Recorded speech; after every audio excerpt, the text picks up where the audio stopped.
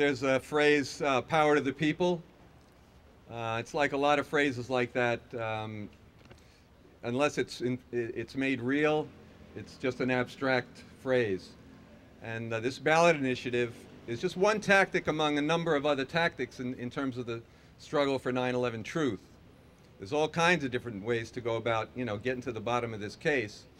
This ballot initiative, though, has the potential of not only, getting itself on the ballot and getting people to vote for it, but empowering thousands of people in the process.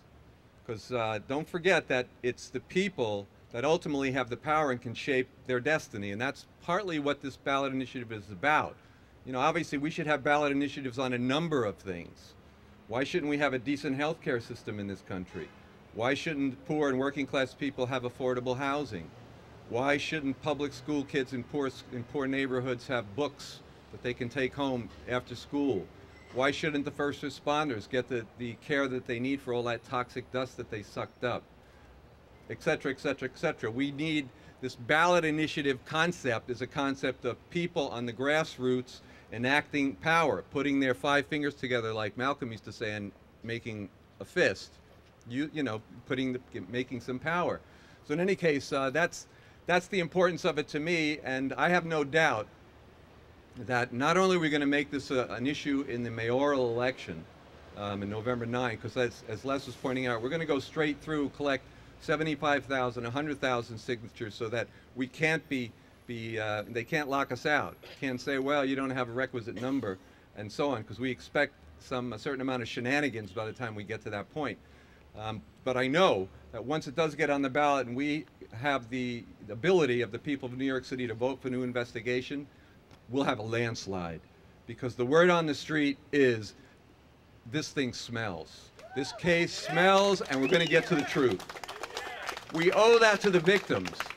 A lot of times people like us have been out here, and I know a lot of you have this experience too, is because, oh, well, you're one of those conspiracy theorists. Or no, you're one of those kind of loony guys, or you kind of left, or maybe you're right wing, or maybe you're a patriot, or maybe you're this, or maybe you're that. The fact of the matter is that the victims cry out for justice. The way to ensure justice is to honor those people who lost their lives on that day, is to get the truth of what happened on that day.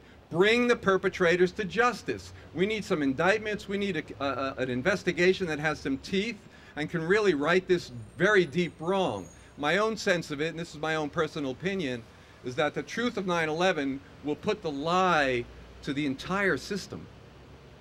Will put the lie to the entire fraud of war and imperialist global domination projects and neglect of people in New Orleans and the brutalization of young people by certain elements in the police departments and so forth and so on. It'll put the lie to that. It'll empower the people. It's the linchpin.